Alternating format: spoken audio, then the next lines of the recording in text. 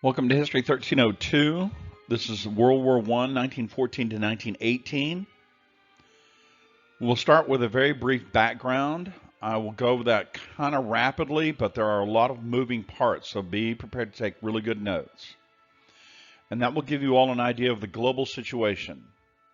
We'll then talk very briefly about American isolation and how we get sucked into World War I. I'll conclude with the U.S. in the Great War, which is another word for the First World War. First World War, the Great War, interchangeable. So the United States is only in from 1917 to 1918. But as you'll see, once we're in it to win it. Now, World War I does not fit anywhere in most of the material that we're talking about as a standalone topic. What I want you guys to know about this is in this presentation. But the reason why I want you guys to know about this is so you'll have a basis of comparison later with World War II. In other words, many historians have fallen into a simple trap, and they suggest that World War II is an outgrowth of World War I, and that is not true. World War I has a different background. The causes are entirely different, and so it is a standalone conflict. Then when we get to World War II, the background of that is entirely different than the background of World War I. And the players are similar, but not identical by any stretch of the imagination. And so World War II, it also has to be considered a standalone conflict. In the context of American history, this doesn't fit with imperialism or Western migration. It doesn't fit with the Roaring Twenties. This is sort of an anomaly in American history. This is our engagement in our first big war outside of the United States after the Spanish-American War. So World War I is kind of an odd duck in American history. So we'll go over the background, the global situation, then we'll take a look once again at American isolation and get the United States into World War I. So with that, let's begin.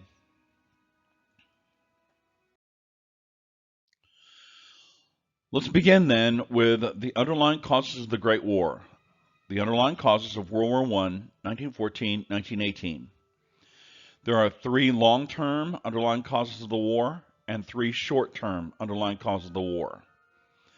Now, very, very briefly here, some historians take a more political or sociological approach to the underlying causes of the war. But it's my view and the view of many military historians that that's too broad of a point of view. In other words, it's very difficult to connect sociological and political causes to the war. You have to kind of step down one, and you've got to pull it all apart. In other words, sociological change would suggest that in these European countries, the law was catching up with industrialization. And so many of the players, especially the Russians and the Austrians, but the Germans no less, we're facing an electorate who more and more want democracy, and this placed these old monarchies under a lot of pressure. And so the relief valve then is this war. But it's extremely difficult to actually make that case.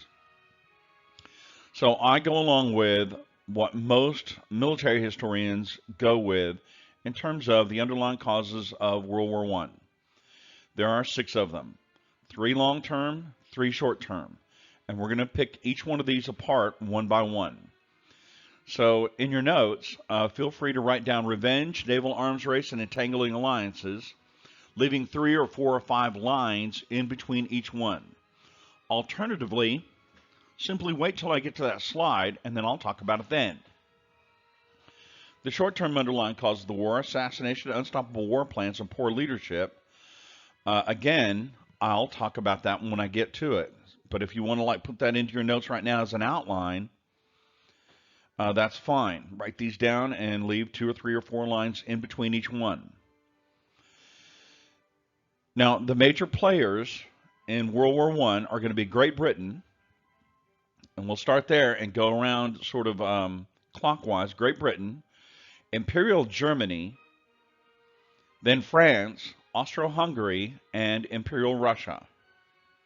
So those are the major players that are involved.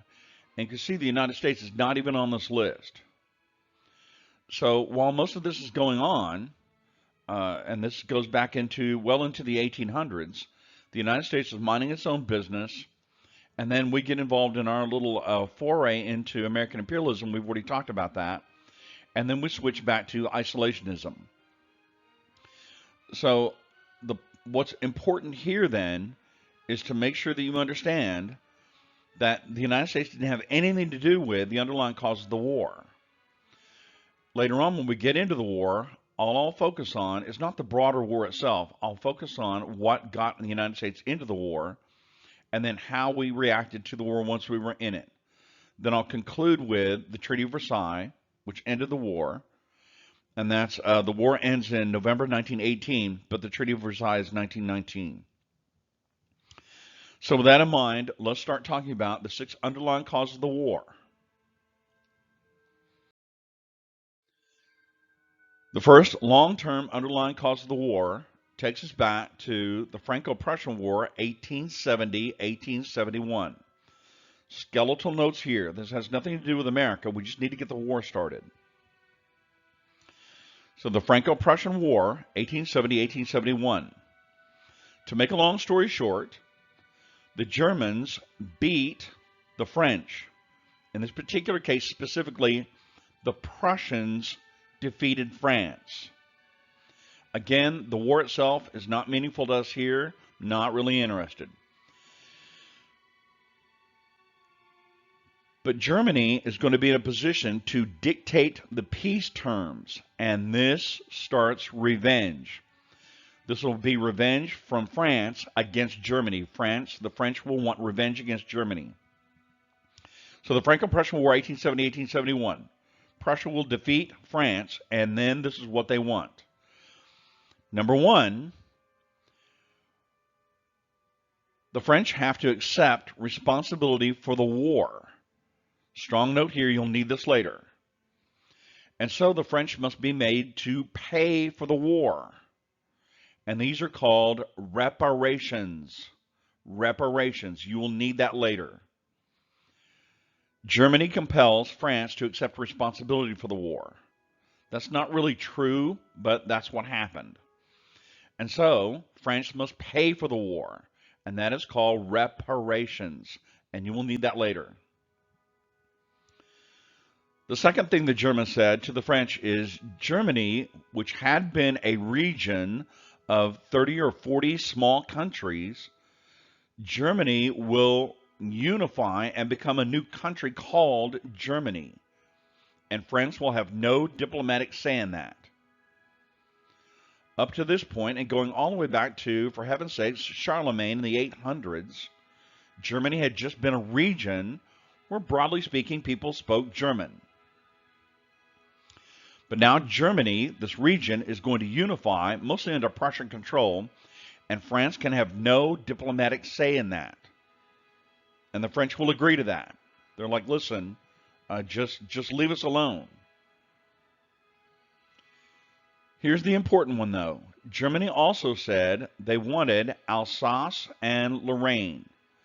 Now you can see that in the green over there, kind of towards the middle of the slide, where it says Metz, and then right below the phrase Metz it says Lorraine, and then a little bit further over to the right where it says Alsace at an angle.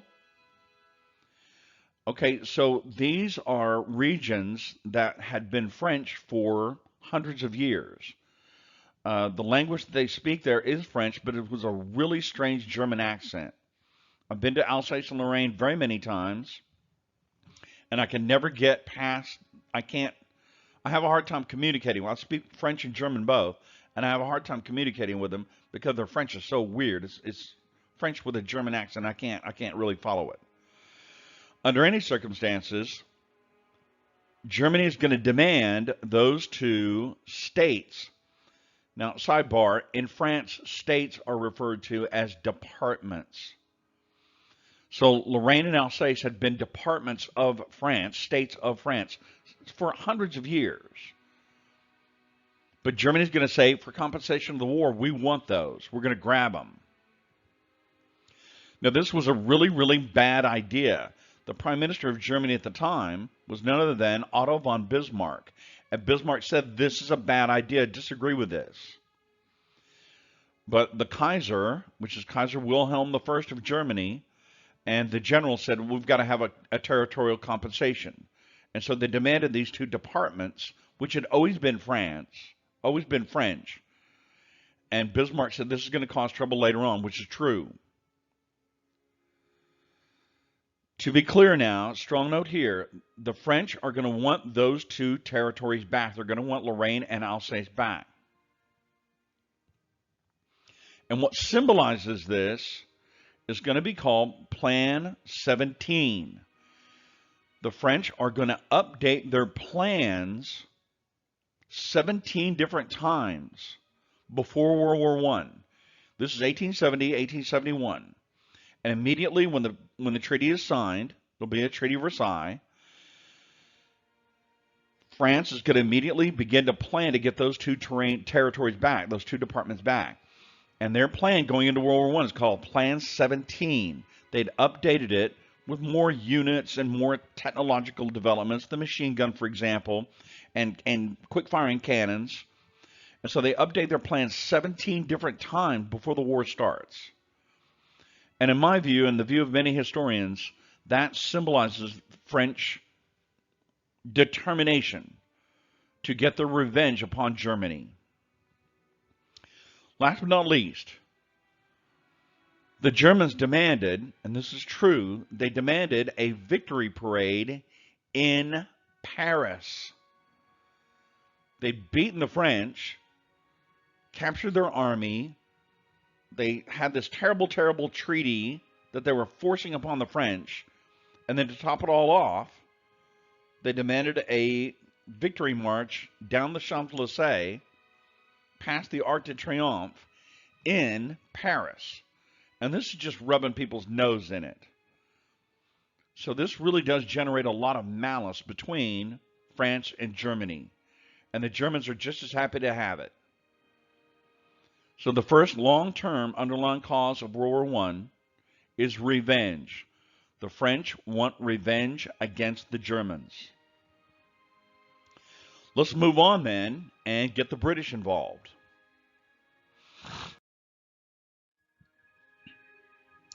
So the second long-term underlying cause of the war is a naval arms race between the British and the Germans. The second long-term underlying cause of the war, World War I, is a naval arms race between England and Germany.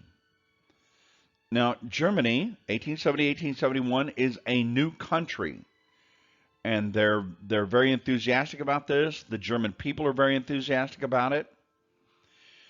And their admirals and the Kaiser Wilhelm I, have read Alfred MAHAN.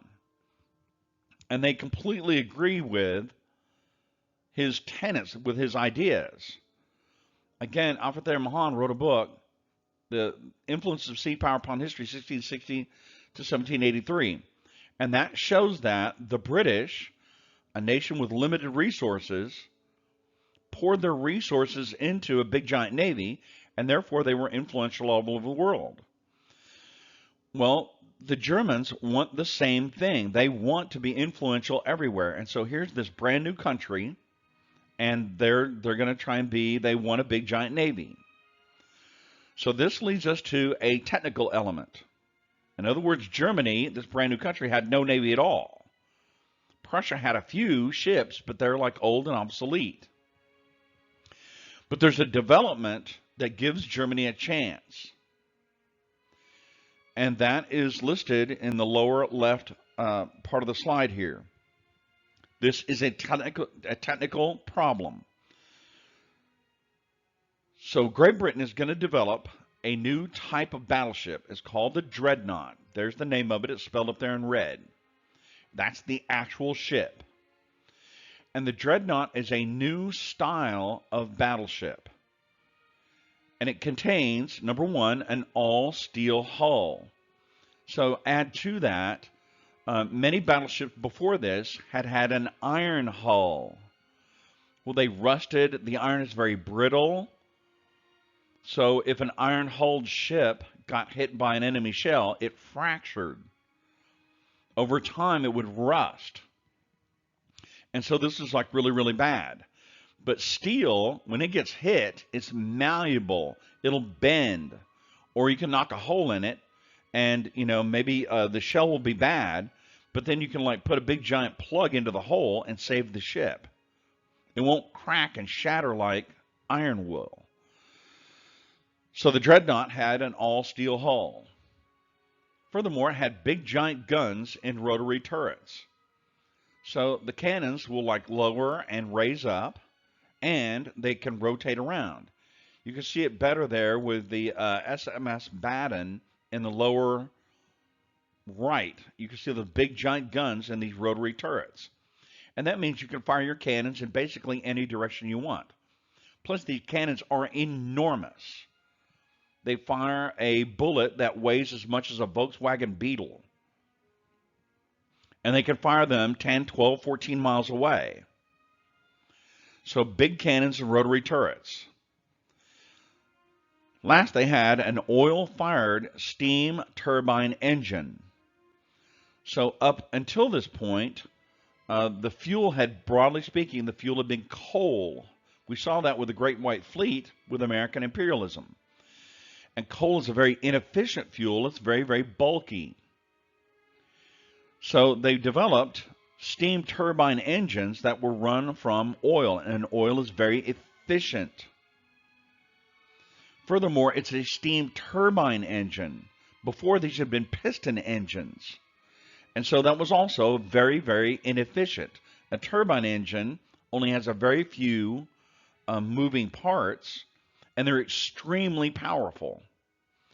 So with an oil-fired steam turbine engine, the ship will go much faster, and it will go much, much, much farther. And they're very, very reliable. So the upshot of this is all other earlier battleships were suddenly obsolete. Now, this is where we need a little bit of analysis. You guys got to think. So Britain had this gigantic fleet so that they could control the seas. And they had a huge, huge investment in these earlier style battleships. And that cost a lot of money. You can take a look at one of these ships and you know, okay, well, that costs many, many millions of money. So Britain had a lot of these older ships that were suddenly obsolete. But Germany is just starting out. And they have a very few of these older dreadnought-style pre-dreadnought battleships. They have some of those. But not very many. And suddenly, the HMS Dreadnought comes out in 1909. And so Germany can start building dreadnought-style battleships right away. And so they do. They begin making all these dreadnought-style battleships, and that gives them an advantage. Where Britain is held back monetarily by having to pay for all these older style battleships, which are no longer any good, Germany does not have that burden. And so immediately they can start building these new dreadnought-style battleships. So let's put it all together, ladies and gentlemen. This is a naval arms race. If the Germans build 1 or 2 or 3 dreadnought-style battleships, and they did, then the British have to build 4 or 5 or 6. And it becomes a competition. So if the British build 4 or 5 or 6, the Germans say we're going to build 7 or 8 or 9. And if the Germans are going to build 7 or 8 or 9, then the British got to build 9 or 10 or 11. Strong note here. This causes a diplomatic revolution. The Germans and the British had always teamed up together, mostly to fight the French. But now the Germans and the English are kind of, there's a lot of animosity there because of this naval arms race. The Kaiser, and we'll talk about Kaiser Wilhelm II very shortly, he was not very good at diplomacy. And so he kept saying, yeah, Germany's going to have a better navy than the British do. And the British felt very, very, very threatened by this. And so where Britain and Germany had been like close allies for over 100 years, since the middle of the 1700s, Suddenly they're becoming really, really adversarial. Please make sure you write that down. This naval arms race made Germany and Britain adversarial. Suddenly they're enemies.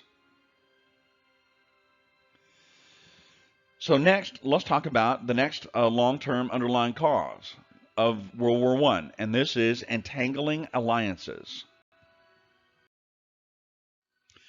Entangling alliances. I tried to figure out a good way to portray to you guys these entangling alliances, and I kind of came up with this. Now, this is a German postcard.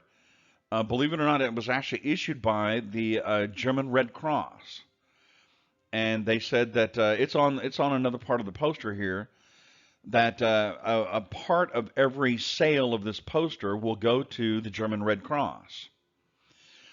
So this sort of map that you see here, which is a symbol of what's going on, these were really, really popular at the time, right around the turn of the century, the 19-teens and the 1910s and 19-teens.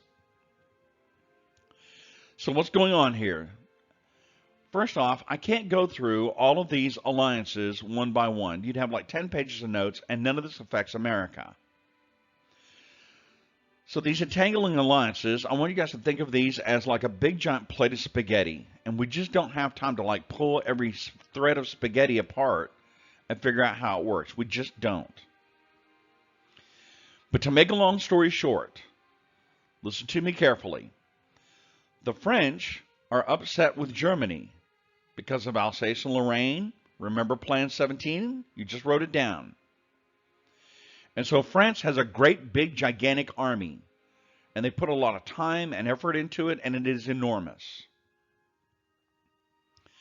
Britain has a great, big, giant navy and almost no army at all. Their army is, most of their army is actually still wearing the red coat, and they're like scattered all over the world. But they have this big, gigantic navy. Now, the French have almost no navy at all. They have a navy, but it's tiny. So this is a match made in heaven. The British and the French are going to team up. Britain's going to show up with a big, giant navy, and the French are going to show up with a big, giant army, and they're teaming up with kind of their new adversaries, and that's Germany, this new country called Germany. Now, while all this is going on, Russia, which is green over there, that dark green color, that olive green color, Russia is trying to modernize. And the Russians had reached out to the Germans and said, wow, you guys are modernizing really fast. You're very industrial. Give us your industry, and we will give you raw materials. And the Germans said, yeah, okay, we'll do that. We'll make that deal. And so the Russians would show up with all sorts of raw materials. And the Germans would say, well, we're working on this new technology. Let us get it perfected, and we'll give it to you, and it'll be the best stuff. And so the Russians kept showing up with raw materials, and the Germans kept putting them off. Again, to make a long story short, finally the Russians felt like they were being used. They were being fooled by the Germans, which was true. And so the Russians went to the French. Now, I've talked about this before. The French were very, very technologically advanced at the time. They were the technological powerhouse of Europe. And the Russians went to the French and said, hey, will you give us technology so that we Russians can modernize? And the French not only said yes, they broke down a brand new steel factory, shipped it all the way to Russia, got it all set up again, and showed the Russians how to work it. So this new steel technology, again, we talked about that with the Progressive Era, this use of turrets and that made Carnegie so rich. The French had helped to develop that technology, and they're going to give it straight to the Russians. And so the Russians said, well, you French guys are our new best friends. And these Germans who've been trying to like take from us and fool us and rob us, they're our new enemies. So sure enough, on the map there, you can see this is actually Tsar Alexander, who is Tsar Nicholas's dad. But he was expansionist and very, very vocal about it. And so there he is gobbling up the rest of Europe. And the Germans are feeling very, very, they feel a lot of pressure on this. They got a lot of pressure from the English, a lot of pressure from the French, but now they're also feeling a lot of pressure from the Russians. Now, in that sort of yellow color there, it's Austro-Hungarian Empire. And the Austro-Hungarian Empire, they were under a lot of pressure as well, and they had this long standing fear of Russia, because Russia felt like Serbia and the southern part of Europe going down into Serbia. You can see it, kind of that sky blue, looks like a pig. That's Serbia. Russia felt like that was their area of influence, that the people there in Romania and Bulgaria and Serbia in particular, that they were Slavic. Now, that's not really true, but that's the way the Russians felt about it. So Austria feels very nervous about this. Now, some of the other players, you can see Italy there. Italy's facing one way. You can see facing towards, where his boot is at. But then the head is turned the other way. And so in the caption, which is all in German, so I didn't include it, the caption says, yeah, the Italians, they'll help whoever they think is going to win. So they might help the Austrians, and they might help the French. They'll help the side that they feel is going to win. The Turks are down there, that kind of orange color in the lower right, and they're just kind of surprised. They don't know what's going on. Sweden is up there, that kind of bright yellow color, the guy with the glasses. That was then the king of Sweden, and he's just taking a look at it all. Spain is down there. Symbolically, he has his hat off, which means Spain is going to do exactly nothing. They have a kingdom, but they're not going to do anything. So Britain, France, and Russia, this is where I want you guys to take strong notes. Britain, France, and Russia are basically going to team up. The Germans, the Austrians, and later on the Turks will also team up. The British, the French, the Russians, and their allies will team up on one side, and broadly speaking, the Germans, the Austrians, and the Turks will team up on the other side. Now, there's a lot more going on to this, but we just don't have time for it. And although it really is genuinely fascinating, this has nothing to do with the United States of America. The last note I want you guys to write, though, is the real problem. And these are what the entangling alliances are all about. There are public treaties, which everybody knows about, and these are called Mutual Non-Aggression Pacts, P-A-C-T-S. There are public treaties that everybody knows about, and these are called Mutual Non-Aggression Pacts. Now, these are not what it sounds like. A Mutual Non-Aggression Pact says, if your enemy, if you're my friend, and if your enemy attacks you, then we'll come to help you. If your enemy attacks me, if my enemies attack me, you got to come and help me. So those are, those are out in the open, and everybody knew what they were. The problem is, ladies and gentlemen, strong note here, there were lots and lots of secret treaties. The public treaties are not the problem. The secret treaties are the problem. And so the Serbs had reached out to the Russians and said, listen, if Austria attacks us, you got to help us. And the Russians secretly said, yes, we will help you. If you're attacked by anybody, we will come and help you.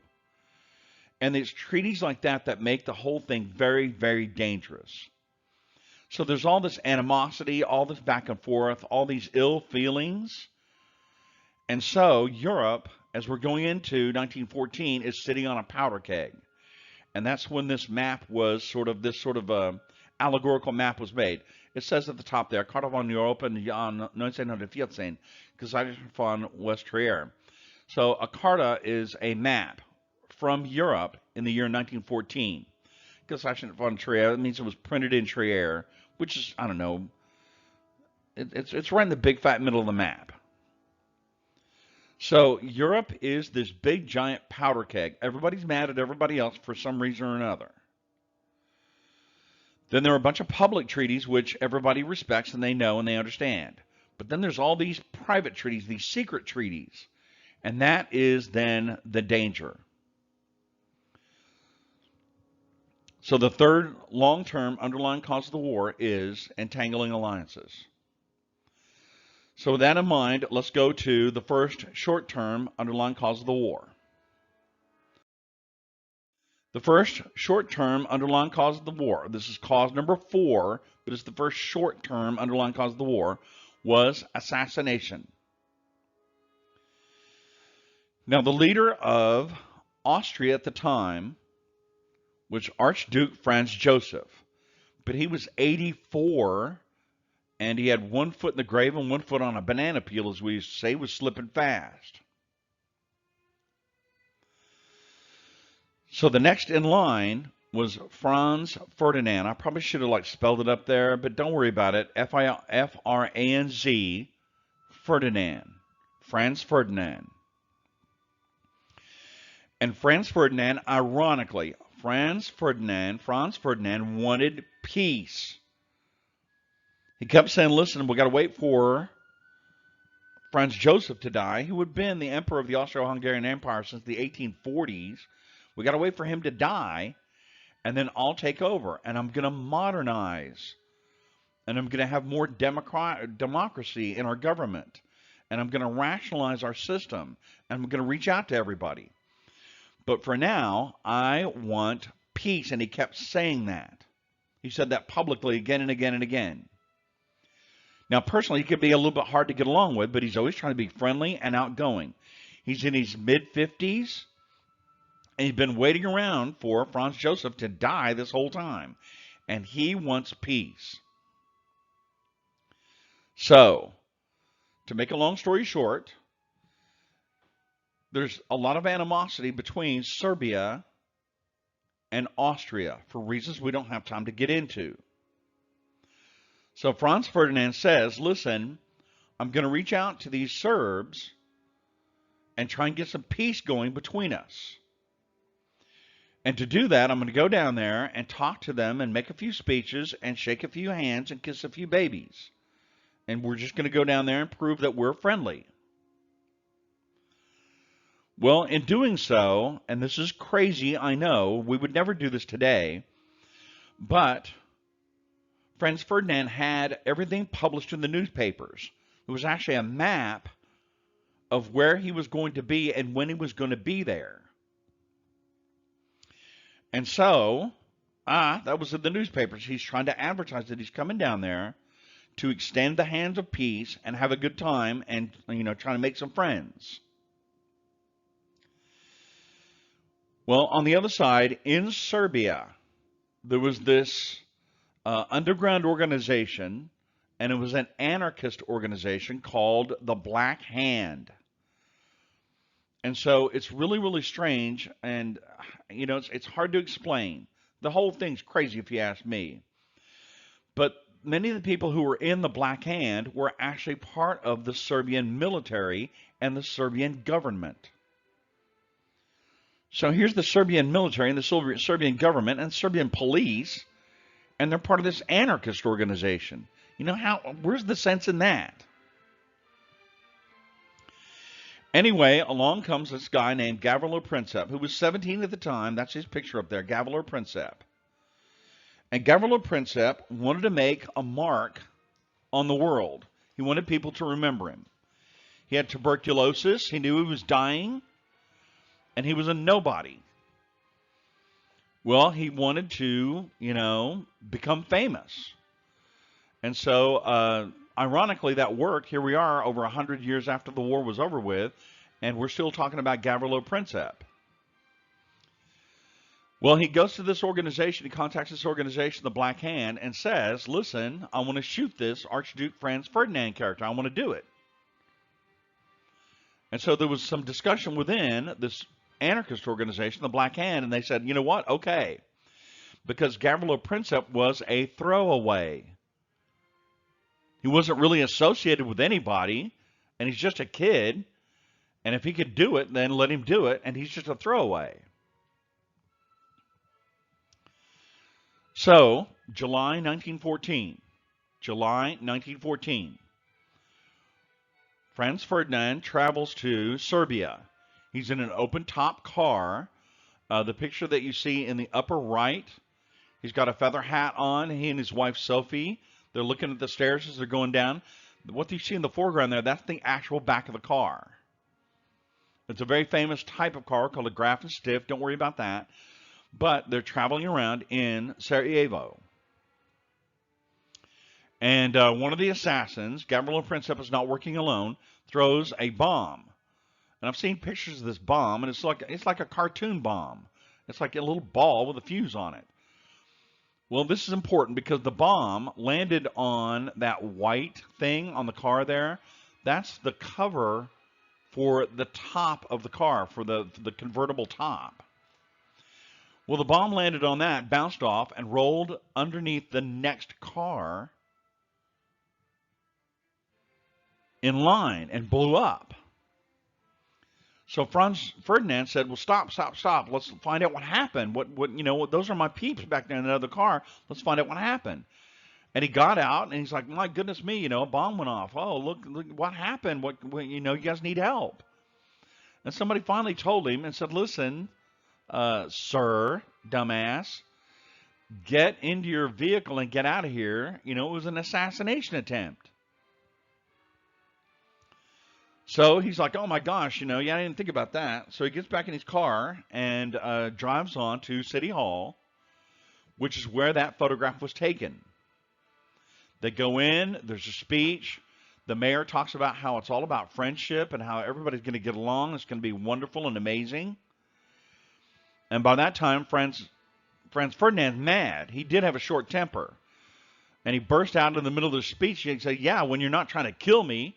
And he said, okay, forget I said that, that we're trying to get along here. So what's important then is he's coming out of that speech. They get into the car. And Franz Ferdinand says to the driver, take me to the hospital. I need to check on my people. And the driver says, okay, we'll go to the hospital then. So they drive down the street, and there's Gavrilo Princip, and he's standing there, but then the car makes a turn because they're trying to find the hospital. Well, the driver got lost, but Gavrilo Princip did not know that, and so he's got his hands in his pocket, and his head is all down, and he's like, I lost my chance to make a mark on the world. Well, it turns out that the driver of the car needed to get turned around. So he pulled into a little bit of an alleyway, and there was Gavrilo Princip standing there. And that's kind of that color picture you see in the bottom. And Gavrilo Princip he's looking right at Archduke Franz Ferdinand. So he pulls out his little pistol and shot him. And he shot Sophie, his wife. The cops made the immediate arrest. That's literally the arrest photograph there in the lower left. Gavrilo Princip is being arrested in that picture. So there were guards and, soldiers everywhere. And so he's arrested like almost at once. He was shot kind of in the upper chest. And Sophie, who had that white dress on, I've actually seen this dress in a museum. She got shot, and it must have hit that artery right below the collarbone because it is just absolutely, she gushed out blood. Anyway, he fell over, Archduke Franz Ferdinand did, and somebody else in the car said, are you okay? Are you okay? Are you okay? And he said, it's nothing, it's nothing. Then he kind of looked up at his wife and saw this blood like squirting out all over the place. And he said, my goodness, think of the children, don't die. He's saying that to his wife, Sophie, don't die, think of the children. And then he died and she died. So in the lower right, that's them being, being buried at the funeral. If you want to look this up, there's plenty of YouTube footage on this because motion picture cameras were just becoming popular then. And so everybody was going crazy. They wanted to they wanted to film it. So, strong note here. The Austrians begin an investigation, and immediately they find out that the Black Hand was involved. And they discover furthermore that effectively everybody in Serbia knew this was going to happen and nobody stopped it. Now again, Archduke Franz Ferdinand is not just some nobility. He's next in line to the Austro-Hungarian Empire. He's not a nobody, he's a somebody. And everybody in Serbia evidently knew that he was about to be shot, and nobody lifted a finger to stop it. So the more the Austrians find out about this, the madder they got. And they're like, look, this was an act of war, plain and simple. So let's look at the next underlying cause of the war, and that is going to be poor leadership. Now, poor leadership, it is my position and the position of many, many historians that talk about World War I, especially Hugh Strahan and a few others that talk about the war. S.L.A. Marshall talked about the war. Tim Travers talks about the war. And there's a lot of historians that talk about World War I. And my position and the position of other historians is that there's plenty of blame to go around. The Germans get most of the blame, but that usually comes from the British. And since the Germans basically lost the war, they did not write the history of the war. And so their side has never really been told.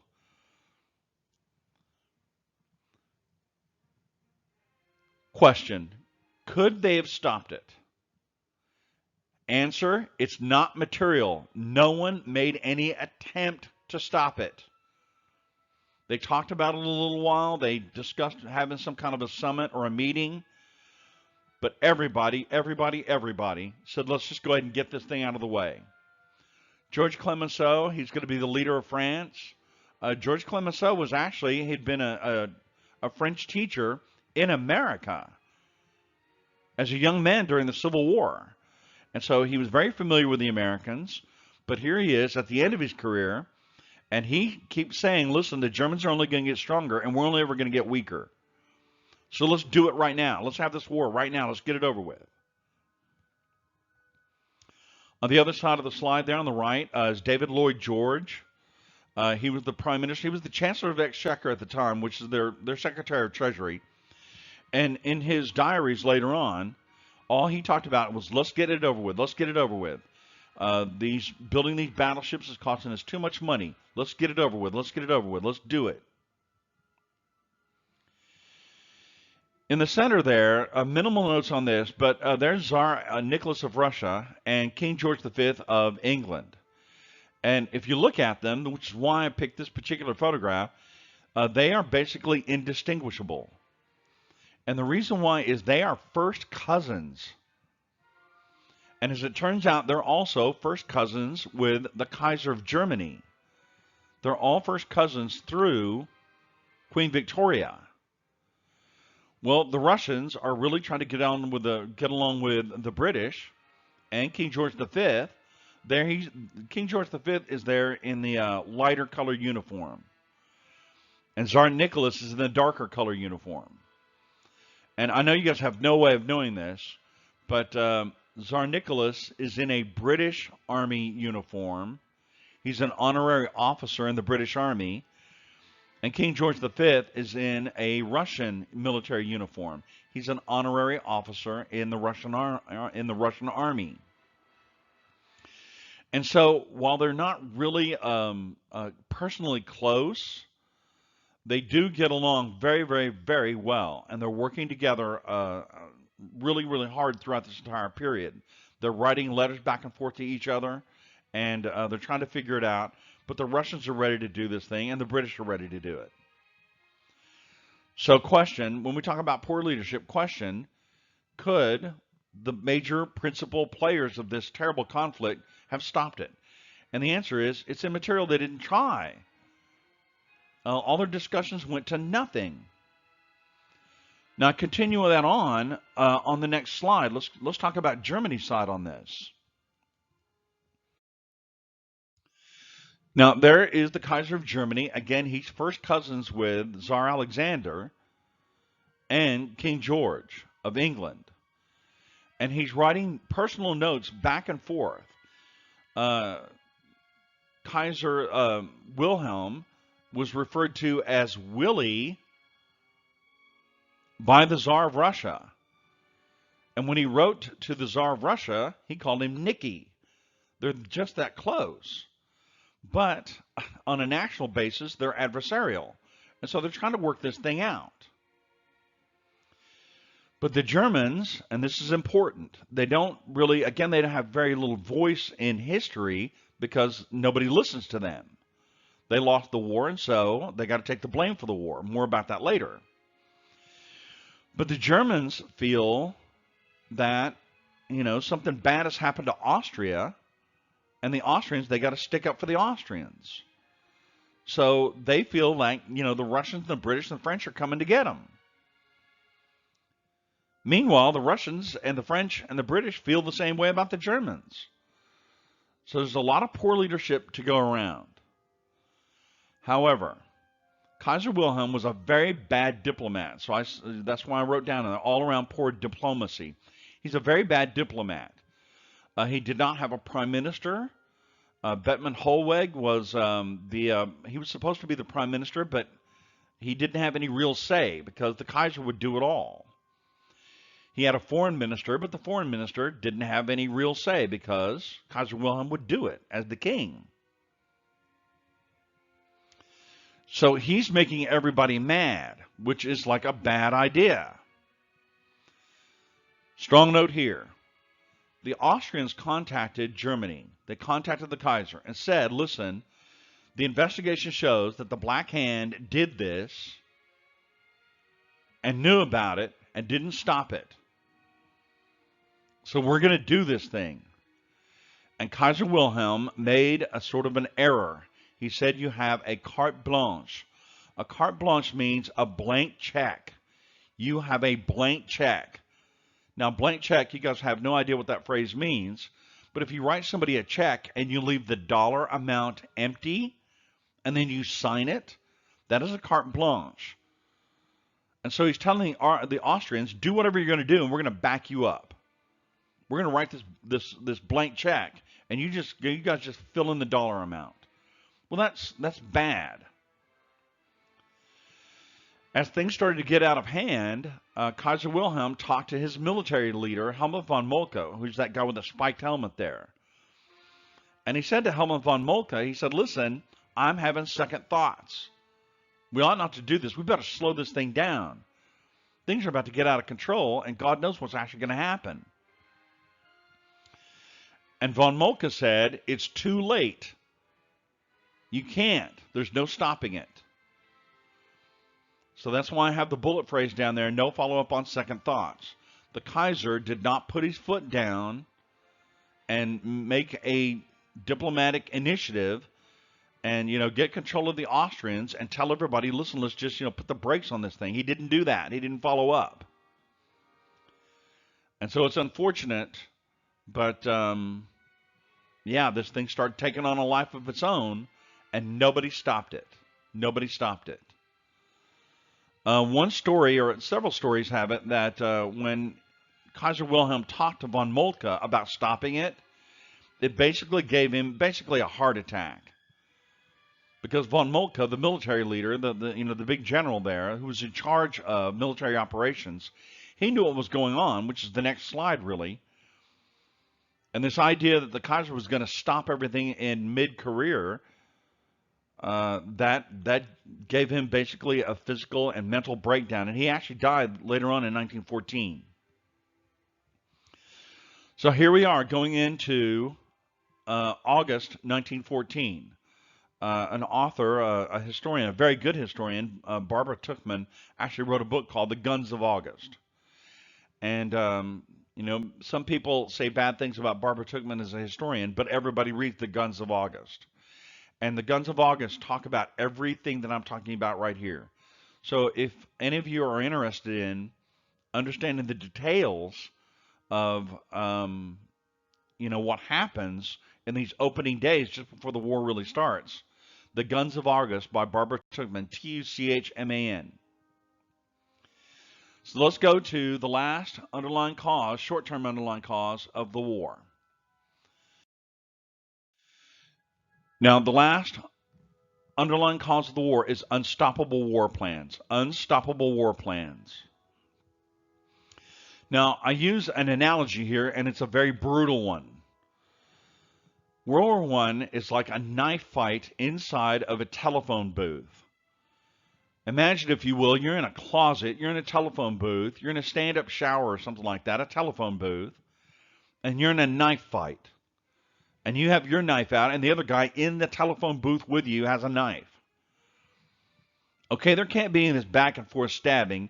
You got to stick that guy, and you just got to keep jamming the knife on until you find out where he lives and stick him there. You've just got to shove it in. Because that's what the other guy's doing to you. And so, entangling alliances, all these entangling alliances, they start to kick in. So, first, strong note here, Serbia said we're about to be invaded by the Austrians. So the Austrians mobilized. And so the Serbians cried out for help. And so the Russians mobilized. Well, when the Russians mobilized, Germany felt like they had to mobilize immediately. Think of the knife fight in the telephone booth. Everybody's getting their knives out.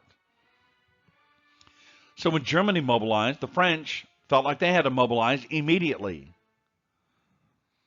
Now, the British held back just a little bit, but the French were saying, no, you're part of this. We have an alliance. And the British, after some short debate, just a couple of weeks, they were like, yeah, we're in. Count us in. We're going to do this. And so everybody was the war was extremely popular everywhere. Everybody felt like they had to go fight an enemy who was coming to get them. Please write that down. Everybody, the British, the French, the Italians, the Russians, the Germans, the Hungarians, everybody felt like they were attacking somebody who was coming to get them. Everybody claimed to be in a defensive posture. But then this crazy war took place. So when we talk about manpower mobilized, mobilization means that you send a message out to all of the able-bodied young men, especially young men who've been in military service before. And you say you're being reactivated. You're being put on active military service. That's what mobilization means. So I have it down there in the bullet points. So how many uniforms, rifles, helmets have to be issued? How much food, how much water, equipment, medical care, pay? How much of that has to be activated? How many healthy young men are taken out of the workforce and sent up to the front lines? The Germans, they felt like, okay, we're going to do this. We're going to depend upon Austria to hold off the Russians just long enough for us to go to France and beat the crap out of them again, and then we will turn around and go attack Russia. Well, that didn't work out quite the way they felt like, but what I'm driving at is this.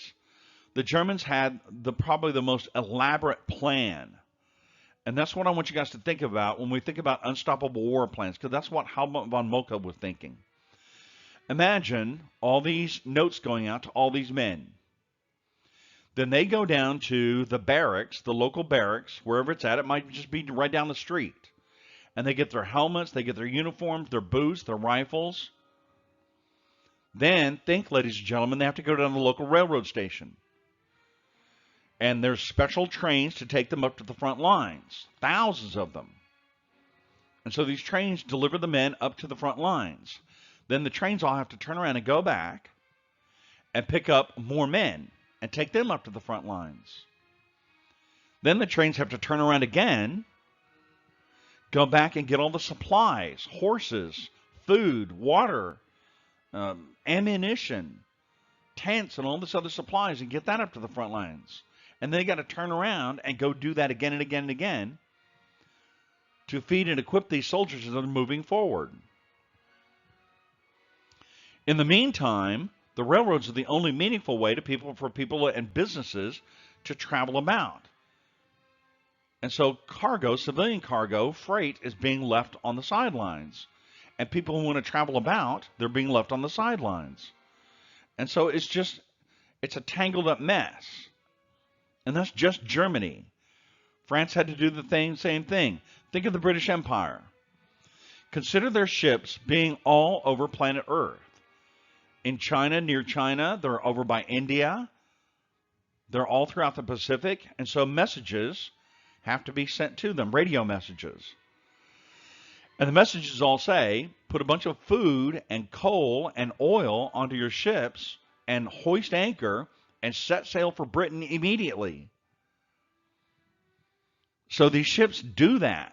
And pretty soon they're on the high seas, and so they're outside of radio range. So when the British commit to the war and start bringing their ships back to British waters, this is an absolute commitment. They can send the message out, but then they can never get that stopped until the ships are basically at home. And so these are unstoppable war plans, absolutely unstoppable war plans. 61,526,170 men will be mobilized for the war, and that's only a partial chart. This is 61 million men on the move all at once. And so it's just crazy. So the final short-term underlying cause of the war, unstoppable war plans. Well, again, ladies and gentlemen, we need to take the broad view. So I'm going to go on with a couple of pictures. The next two slides have nothing but pictures.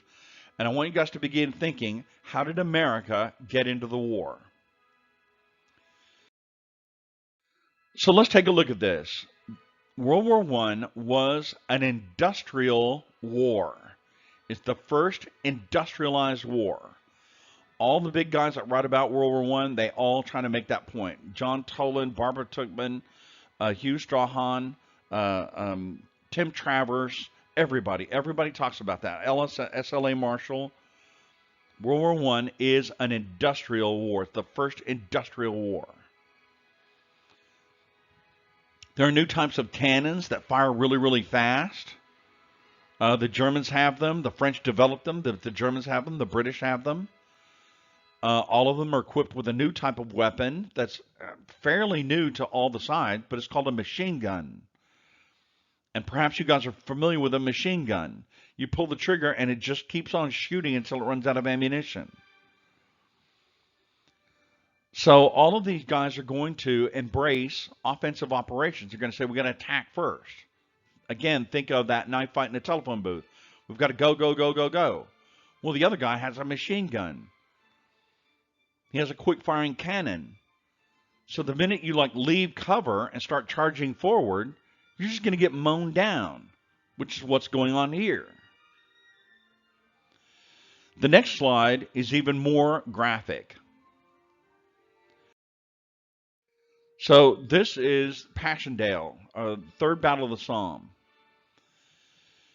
And so you're seeing the village of Passchendaele. That's on the picture on the left. And this is an aerial photograph. Aircraft are going to be used extensively in World War I.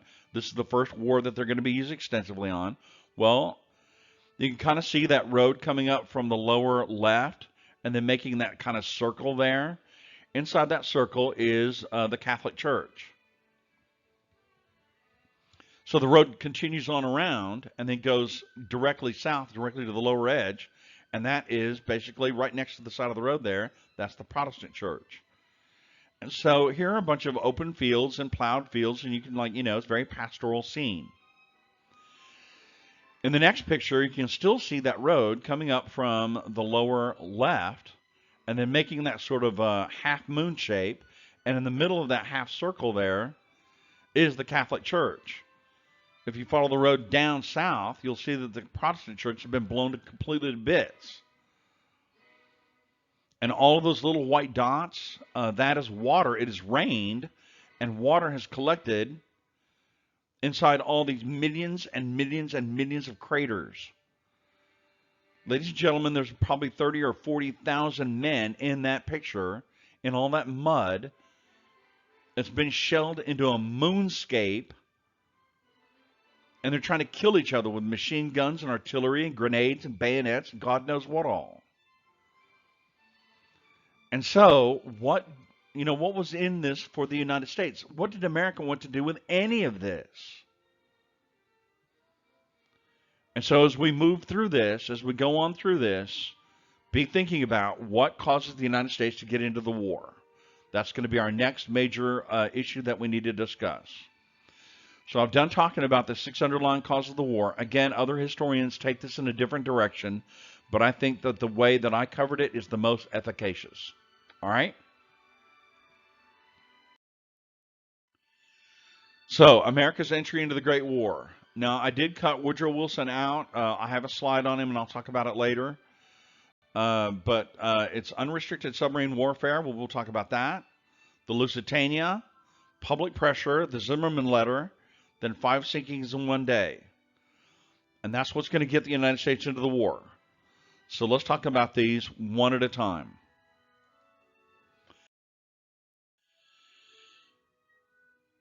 Germany is going to use a new type of weapon, ironically developed by an American, a guy named Holland, and it's called the submarine. We're very familiar with those sorts of ships today, but at the time it was a brand new type of warfare, and nobody knew exactly how to work it. The Germans, again, think Alfred Thayer Mahan, said, listen, the submarine thing, that's something we really need. We want that one badly. And so the Germans really did develop submarine technology. By German, as many of you know, it's called a U-boat or an Untersee boat, a boat that goes under the water. That's what that means.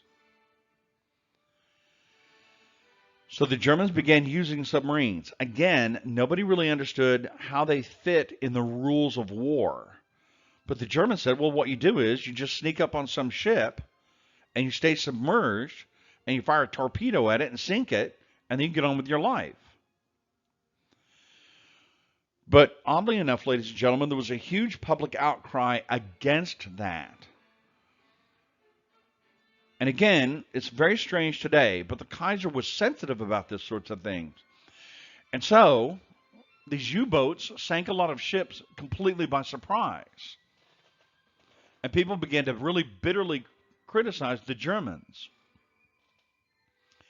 And so the Kaiser said, okay, well, we will tell our U-boat commanders that when you see an enemy ship and you're about to sink it, you have to come to the surface and give everybody an opportunity to abandon the ship and then blow it up. Use the cannons on the deck or use a torpedo and blow it up.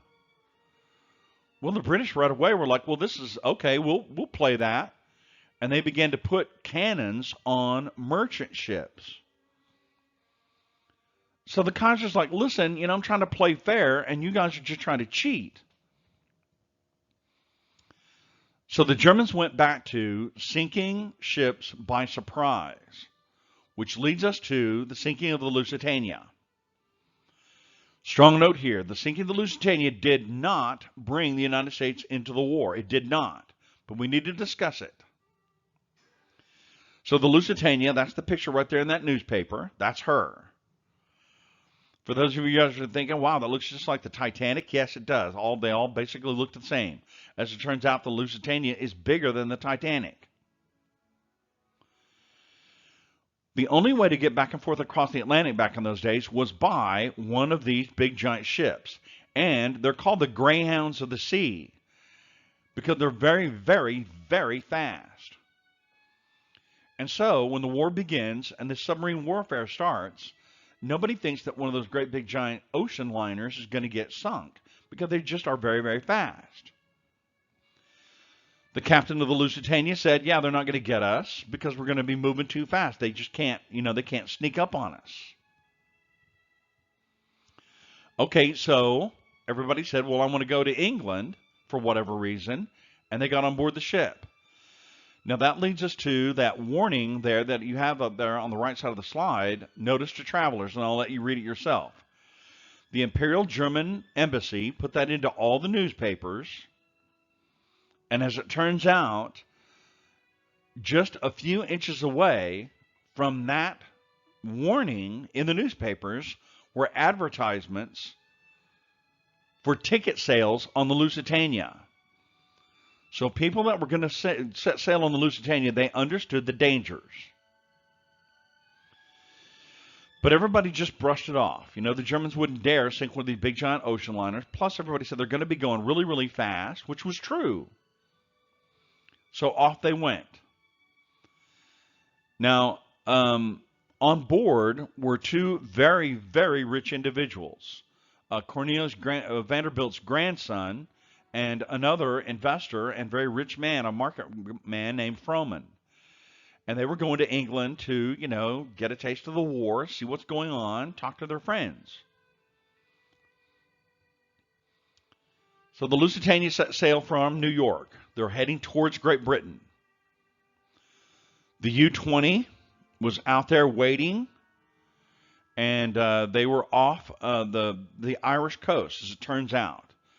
So the captain of the U-20 raised up the periscope one day, and he said, wow, I can see this great big giant four-stacker liner. But it was going the wrong direction, and he said this in his logbook, which still exists. He said it was going too fast. I couldn't hit it. So he went down periscope again, and a few minutes later, he put the periscope back up. And as it turns out, the Lusitania had turned and slowed down to go into port. So the captain of the U-20 shot it with one torpedo. One torpedo went in there. Everybody on the Lusitania said there were two. But as it turns out, only one torpedo was fired. We know that for a fact. The torpedo log of the U-20 says one torpedo was fired. So the torpedo hit amidships on the Lusitania, and down she went in about 15 minutes. Vanderbilt, the last time anybody saw him, Vanderbilt there was one story that says he'd given his life preserver to some woman who was going crazy on deck and had lost her senses. She was having a hysterical fit, and said, listen, just go get one of those boats over there. Here's my life jacket. And the story goes that the last time anybody saw him, he was in the nursery of the ship, putting small children into baskets and then tying a bunch of life preservers around the baskets and letting the children float away. And he went down with the ship. And Frohman, he went down with the ship as well. And so, it was a terrible catastrophe. The sinking of the Lusitania did not bring the United States into the war, but it turned American attitudes against Germany. Please make sure you take a strong note there. The sinking of the Lusitania did not bring the United States into the war, but it turned American attitudes against Germany. So let's go to the next step. The Zimmerman telegram. Now, usually in class, I give everybody plenty of time to actually read the note, but let me set it up. The Zimmerman telegram is from Berlin to the German embassy in Mexico City. It's from Berlin to the German embassy in Mexico City. But the telegraph itself went through, it has to go over the wire, it went through Galveston. And you can see that in that Western Union telegram, in the original telegram. It says via Galveston. So it came through Galveston, Texas. And it was encoded. So you can see all those numbers, those stands for words, and it's all in this code. Well, the Americans get a copy of this, and they take a look at it, and they're like, this looks interesting. Maybe we ought to try and find out what the heck is going on here. So strong note. They gave it to the British, and they said, hey, could you guys take a look at this and tell us what you think about it? And the British said, sure. And so the British decoded it and gave it back to the Americans. And the note says, and I'll let you read it there, we intend to begin on the 1st of February unrestricted submarine warfare. In other words, after the Lusitania, they stopped using submarines. But now, once again, they got their backs against the wall. They've got to go back to submarines. So they're afraid that that's going to bring the Americans in to the war. But they've got to do it. They have to. So this message went to the German ambassador to Mexico. And it says, if you read down there, we're going to make this deal. Make war together, make peace together. General financial support to Mexico with the understanding on our part, Germany's part, that Mexico is to reconquer lost territory in Texas, New Mexico, and Arizona. And so this sounds crazy to us today, but understand that New Mexico and Arizona only got taken over from Mexico in 1848, which was not that long ago, 60 years. The Germans had completely misread this situation. So here's the thing, ladies and gentlemen. Woodrow Wilson immediately made this telegraph, he made it public. This became public like right away.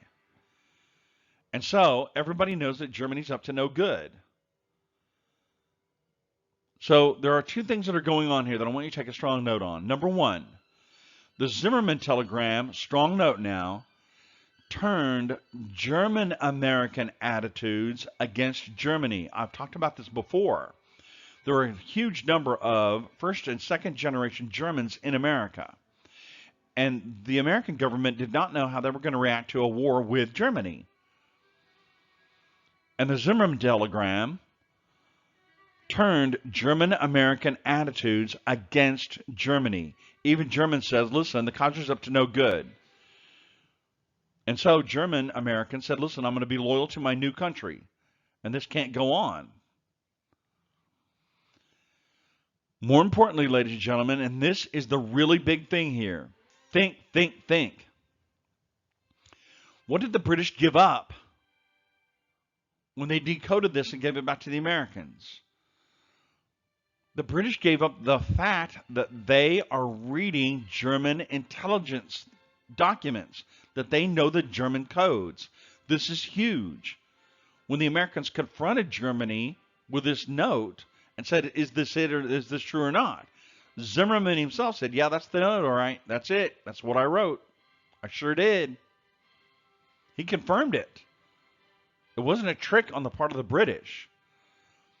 But the British gave up the fact that they were reading German diplomatic codes. This is a huge, in other words, the British had their backs against the wall as well. Otherwise, they would not have given this information up. Did the Zimmerman note bring America into the war? It did not. But it turned German-American attitudes against Germany. Let's go on to the next slide. What brings America into World War I is the German U-boats are going to sink 5 American ships in one day. What brings the United States into the war is the Germans are going to torpedo and sink 5 American ships in one day. Now, I have some kind of generic images of ships being torpedoed and going down. But the ship at the top, that's actually one of the 5. Take a look at the stern of that ship. Take a close look at it. You can see that it has an American flag. Okay, well, compare the size of that American flag to the size of the ship. This is one of those gigantic flags that you see at like an automobile dealership or something like that today. It's fairly close to the shore. It has its anchor out, and it's going down fast. But that's one of the 5 ships. Now listen to me carefully. The Germans had been sinking American ships by the 1s and 2s. And always Germany came to America and said, listen, when the war's over, we will pay for that. We'll pay for that. We'll pay for all the damages. But that's what's going on. You're sailing your ships into a war zone. And so we have to do this. Wilson could always say, all right, the Germans are going to make it good. You know, our guys were playing a risky business. And so he could always sweep it under the rug. He could always make it good. Because Americans were very isolationist. But when the Germans sank 5 ships in one day, Wilson said, we've got to fight. That's it. We have to fight. So that's how we got into the war. Let's go on to the next slide. I'm not big on dates. This is what you need to know. We have our declaration of war on April 2nd, 1917. Now, the war had been going on by that time for 3 solid years. But America's going to get in. There is the actual speech there in the that typewritten sheet. That is Woodrow Wilson giving the address to Congress, to a joint session of Congress, saying we've got to get into this. Ironically, one of the people that voted against it was Jeannette Rankin from Montana. Jeannette Rankin was the first woman ever to be elected from Montana as a representative, and she was very much a pacifist. So she voted against the war, and in the very next election 2 years later, she was voted out. They threw her out. Ironically, Jeannette Rankin stayed in politics for a while, and then she got reelected to Congress again. And as it turns out, she was in Congress in 1941 when the Japanese attacked. And so once again, there was another declaration of war, and she voted against it again. And again, the very next year, the people of Montana threw her out. She was the only vote against World War II. She voted against World War I, and she voted against World War II. And you got to hand her the credit. She stuck to her values. But the people of Montana said, no, if there's going to be a war, we're going to be in it. So once we're in it, ladies and gentlemen, we're in it to win it. Please write that down. Let's take a look at mobilizing America. What I want you guys to get out of this very quickly is image analysis. Now, television, that's another 60, 70 years away. So no television. Movie theaters, that was also really, really new. And nobody knew how to put together a commercial. These are silent movies. Nobody knew how to put together a commercial. But if you'll take a look, what I really want you guys to get out of this is the amount of color and the amount of action and how modern all of these images are. These are all First World War pictures. In the upper left, you can see it says enlist. This is a reference. This is a drowning woman with her baby. And it's a reference to Lusitania. Boys and girls, you can help Uncle Sam win the war. Save your quarters. Buy war bonds. Destroy this mad brute. You see a big giant ape with a spiked helmet.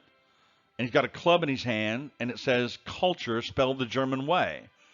So the Germans are coming across the sea to beat the crap out of you and give you German culture. Join the army. You talk of sacrifice. He knew the meaning of sacrifice.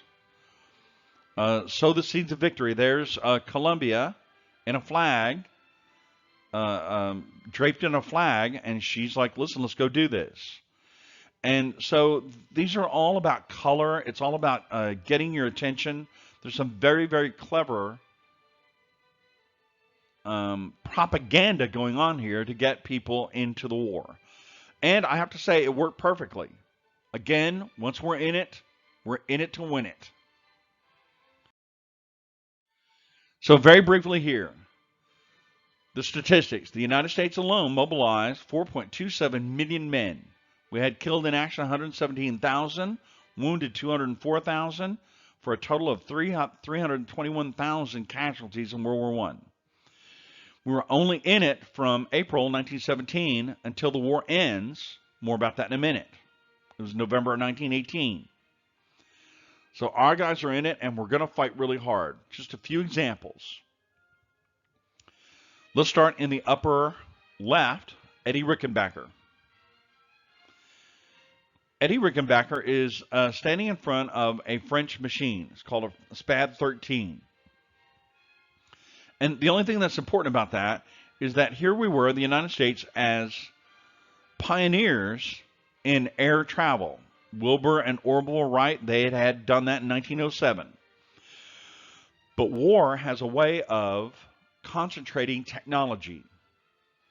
So when Americans went to go fight in the war, they had to use French aircraft, occasionally British aircraft.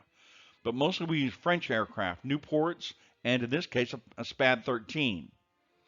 SPAD stands for Société pour Aviation et de Vitesse. And it's a very advanced type of aircraft, very fast. Eddie Rickenbacker in a very, very short period of time. Now remember, we're new to the war. And Rickenbacker and our pilots are having to go up against the first string. They're having to go against the A team. The Germans were the best. Von Richthofen was out there shooting them down. The Red Baron, he had 80 kills air to air. And Rickenbacker and all these other guys are fighting with the very top enemy fighter pilots. And Rickenbacker had 26 air-to-air kills. And they decorated that guy like a Christmas tree. He got decorated again and again and again. They put medals on that guy. Ernest Hemingway, again, once we're in it to win it. A very sensitive man. He's going to be an author later on, For Whom the Bell Tolls. That is about World War I. He didn't want to be involved in the fighting, but he wanted to be involved in the war. So he's going to be an ambulance driver. And later on, again, he'll be very famous as an author. He'll be a newspaper. He'll be a journalist during World War II, as it turns out. Let's go down to Frank Luke. Frank Luke from Arizona. He's standing in front of a SPAD 18, a sort of a later version of the same aircraft that Rickenbacker's in front of. Well, Frank Luke did not have very many friends. But he finally made a friend while he was over there in pilot school, and then his buddy got shot down. So Frank Luke went looking for trouble. The story goes that he dropped a message on in a bean bag. That's how he had to communicate with the ground back in those days. He dropped a message down to our lines and said, listen, here's this very difficult target out there on the horizon. Keep an eye on it. And he zoomed in and blew up one of these targets, and he zoomed in and blew up another one of the targets, and he got ready to blow up the third one, and he got shot down. So Frank Luke was in a plane crash. And rather than give up, because the Germans were going to come and capture him, you know that happened all the time. He got out of the aircraft and tried to shoot it out with the German army with his 45. And so they killed him. And we know that because they sent a wreath over the lines the next day. A German pilot in a German aircraft had a wreath, and he flew it over the airport there and dropped it off and said, hey, this Frank Luke character, yeah, he tried to shoot it out with the German army, so we had no choice but to put it in. But what a brave guy he was. Even the Germans said he was, very, very brave. Harry S. Truman, later President Harry S. Truman, he wanted to get involved. He wanted to be, part of it. He was running a clothing store in Missouri when the war came along. So he wanted to be part of the action, and so he went down to the recruiting station, and they said, well, read the eye chart. And he said, well, let me put my glasses on. They were like, no glasses, so you're out. Well, Harry Truman didn't take no for an answer, and so, ladies and gentlemen, he memorized the eye chart. Went to a different recruiting station, and they said, read the eye chart, and he said, which line? And bam, he was in. So later on, he'll be an officer, and he'll be a captain of artillery. And later still, he'll be the President of the United States. Alvin York. Alvin York was from Tennessee, the backwoods of Tennessee. He was very much an evangelical Christian. He got drafted into the Army and said, listen, I want to be a conscientious objector. Okay, well, the Army didn't really want that sort of thing. And it's just enough to drive you crazy. Rather than make him, a communications guy or a cook or, an ambulance guy, a medic, they said, no, we're going to make you an infantryman. If you get a conscientious objector, okay, put him in a non-combat role. But they didn't do that. They said, no, you're going to be in the infantry. Well, they got up to the front lines, and his unit got pinned down. Very murderous. Again, the Germans are like just mowing him down. He used his backwoods skills, shot more than 20 of the Germans, and captured 132 single-handedly. In the post-combat report, he wrote down everything that he did.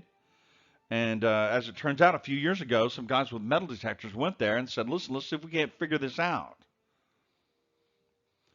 They went to that location using the old map, and they started turning up shell casings, all from one rifle, and that was Alvin York's rifle. Well, he had run out of ammunition, so he had to shoot it out with his 45. And sure enough, that was in the report, and sure enough, they started turning out shell casings from a 45, and that was Alvin York's 45. It was all from one weapon. And again, they decorated that guy like a Christmas tree. You can see him wearing some of the medals there, the Croix de Guerre, the Congressional Medal of Honor. He got the keys to the city of New York. They celebrated this guy. I mean, wow, he got it all. Ticker tape parade and everything. He went back to Tennessee, up into the backwoods of Tennessee, up in the Blue Ridge Mountains, and became a school teacher. Lived a quiet life the rest of his life. So our guys are in it, and they're in it to win it. The war will end on a symbolic date and time. World War I will end on a symbolic date and time. The war will end on November 11th, 1918 at 11 o'clock in the morning. 11 o'clock in the morning on the 11th day of the 11th month, 1918. The war will end, a ceasefire will begin at 11 o'clock in the morning on the 11th day of the 11th month, November 1918. And America had a big role to play in that. The other side, the French, the British, they were worn out. And our guys are young, they're exuberant, they've got the best equipment that money can buy, and they made the difference. So I have a short slide on the Treaty of Versailles. Let's take a look at it. We're almost done, ladies and gentlemen. So, the Germans had sent a note through diplomatic channels to the president, Woodrow Wilson. Woodrow Wilson, a deeply committed Christian, very much a pacifist. He didn't want to have anything to do with the war. And so the Germans thought, well, maybe this is our way. They sent a note through Sweden, as it turns out, to Wilson, saying, listen, the Germans were saying this, listen, what can we do? How can we make this stop? Now, Wilson could not answer them directly because he had a responsibility to the other allies, Britain and France in particular. By this time, Russia was out of the war. But he publicly talked about the 14 points. And the 14 points, all I want you to know about that was Wilson's attempt at an equitable peace treaty. It went exactly nowhere, but Wilson kept talking about it. And so the Germans kind of got the message, hey, maybe we can work something out. So the shooting stopped 11 o'clock in the morning on the 11th day of the 11th month, 1918. In Germany, strong note here, in Germany, the government will collapse. The king, Kaiser Wilhelm II of Germany, is going to go into exile in Holland. And Germany embraces a true democracy. It's called the Weimar Republic. And so they sent representatives to Versailles for the peace treaty. Strong note. The French immediately arrested the German negotiating team and put them in a hotel room. And the Germans were like, wait, we've got a different government in Germany. The Kaiser's gone. We're a republic now. And we didn't have anything to do with the war. We were all against it. And the French said, well, you're under arrest anyway, and we're going to put you in this hotel room, and it's for protective custody, because the people of Paris will rip you to pieces, which is probably true. But the Germans kept saying, no, we're here to negotiate. So immediately the Germans do feel betrayed. All right? Wilson shows up. He had one of these big giant liners. He shows up. He's very much celebrated. Everybody thinks of him as a very peaceful, peace-loving, cerebral, smart guy. But then he comes up with these 14 points. And immediately, strong note now, George Clemenceau, and you see him right there in the middle of the doorway there with that big mustache, and David Lloyd George, who is in that the photograph in the upper right, he's on the far left. That's David Lloyd George. He was then the Prime Minister of England. And then Orlando is that kind of shorter guy. He's the Prime Minister of Italy. And especially Clemenceau and David Lloyd George, they're like telling each other, listen, we can't be listening to this Wilson guy. To hell with him. So Wilson is isolated. There's this big negotiation. Wilson's kind of like put on the back burner. He's minimized by Great Britain and France. The Germans later on are fished out of this hotel room and they're said, listen, you just have to sign, which is that picture in the upper left.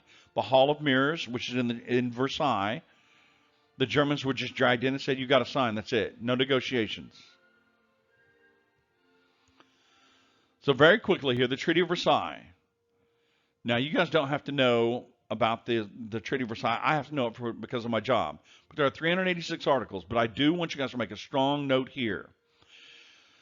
To understand the Treaty of Versailles, strong note here, you're going to need this one. Strong note here. Put this in your notes where you can find it. There is an acronym called BRAT. To remember the Treaty of Versailles, there is an acronym called BRAT. Number one, Germany must accept blame for the war. Again, I pointed out there's plenty of blame to go around, bad leadership, but Germany in the Treaty of Versailles has to accept blame for the war. Because Germany is going to be blamed for the war, they have to pay reparations, which should ring a bell. One of the underlying causes of the war was France had to pay for the Franco-Prussian War of 1870-1871. Well, now the French are wanting their money back, plus some. Strong note now, no one would tell the Germans what the amount was. They just said, start paying, and we're going to take everything you've got. Strong note now, reparations were designed to destroy the German economy for 20 years, and that very nearly happened. Reparations were designed to destroy the German economy for 20 years, and that very nearly happened. The A in BRAT, armed forces are restricted. Germany had always had a very strong affinity, had taken a great deal of pride in their military. So here, this is a slap in the face. The German army is restricted to 100,000 men, which is tiny. They get no air force and no navy. All their ships have to go to Great Britain. Great Britain's going to take over all their ships. Their army is down to 100,000 men, no air force, and the navy is turned over to the British. Now, this no Air Force business, this is important. That's where the technology was. The more powerful engines, the ability to like fly long distances and drop bombs on people. So by taking away the Air Force, that crippled Germany's military technology going forward into the future. All their ships get taken over by the British. The Germans at the last minute will sink them all deliberately. And so the British got nothing out of it, but the German Navy is gone. Last but not least, territorial loss. Germany will lose all of their overseas territories. Now, that should ring a bell. One of the great power status symbols, one of the symbols of great power status was having overseas territory. Germany had overseas territory, mostly in Africa. They had a small colony all the way out in China. That would be taken over by the Japanese. They had islands in the Pacific. That will be taken over by the Americans and the Japanese. They fought in Africa, the Germans did, until the very end of the war. And actually, they had a very successful general down there who did a really great job. But they lost all of their overseas territories, and that was a mark of great power status. Now listen to me carefully. this BRAT business, this acronym, every one of those will be gone by 1939 when World War II starts. So we're going to revisit every one of those later on. All right? So make sure you have a strong note on BRAT. Well, let's see how this was all received back in America. Remember, we're not going to get anything out of World War I. So how did America react to this? Politically, back in the United States, there is a problem. Now, Wilson had made a very serious mistake. As you all know, your Constitution says that treaties must be ratified by the Senate. But when Wilson went over there to negotiate, he didn't even take his Secretary of State. He went over there and negotiated in isolation. He didn't take any congressmen. He didn't take any senators. And so the congressmen and senators were very resentful about this. They said, listen, we want to go over there, if for no other reason, to go visit the men up at the front lines. Talk to our boys. Wilson wouldn't even do that. He said that might disturb my negotiations. It might upset me. It might make me negotiate in a way that would not be fair. So Wilson, the whole time he was over there, he never even talked to the soldiers, which was really, really bad. But he didn't take any congressmen. He didn't take any senators, so they got no political capital. They didn't get any political boost in their own reputations. So when Wilson comes back, he's like, listen, the only thing that we got out of this thing was the League of Nations. And we need to be involved in the League of Nations because that was his big idea, Wilson's big idea. It was one of the 14 points. And Wilson said that by being part of the League of Nations, we'll head off all the other wars. We'll be able to solve things. But Henry Cabot Lodge in particular, who was a very senior senator, a Republican from Massachusetts, he was very much an isolationist. And he says, listen, we're not going to get involved in this League of Nations. And he argued against it very seriously. And he said, we're not going to adopt the Treaty of Versailles. We won't do it. Wilson gets on the railroads. He hits the trail. He goes out there and tries to sell this to the people of the United States of America. He's working very hard at it. He becomes more and more exhausted. And then he suffers 2 strokes. One was bad and the other one was worse. And this becomes something of a constitutional crisis. Because it didn't kill him, but he didn't hand over to the vice president. He didn't kill him, but he didn't hand over to the vice president, who, as you can imagine, was eager to get the job, and we're not going to talk about that anymore. But Lady Edith Bowling Wilson, who's in the picture there, she sort of steps in as a private secretary. William Jennings Bryant, he was the vice president. That's why I hesitated just a second. I couldn't think of his name. It was William Jennings Bryant. Once again, we've run into this guy, this religious fanatic. He was the vice president. And so Wilson didn't want to hand over to him. And so Edith Bowling Wilson, she steps in and acts as Wilson's private secretary. And so there's a lot of debate about this even today. She kept saying, listen, she's only screening messages from, well-wishers and like that. But anything that's important from Congress or from the State Department, that goes in, and she'll take it into Wilson, and he'll sign it or whatever. But there is no constitutional role for the First Lady to do that.